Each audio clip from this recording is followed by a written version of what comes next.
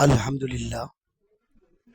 এই দুনিয়া আপনার আমার জন্য থাকার জায়গা নয়। এই দুনিয়া চিরস্থায়ী নয়। এই দুনিয়ায় কেউ থাকতে পারবে না। আপনিও পারবেন না, আমিও পারবো না।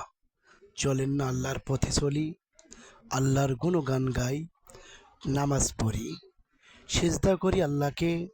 আল্লাহ অনেক খুশি হন।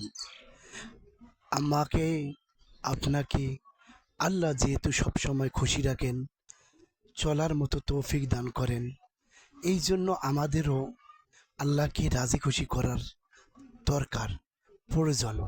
কেননা আল্লাহকে যদি রাজি খুশি না করি, তাহলে আল্লাহ আমাদেরকে ওই কবরেও ভালো রাখবেন না।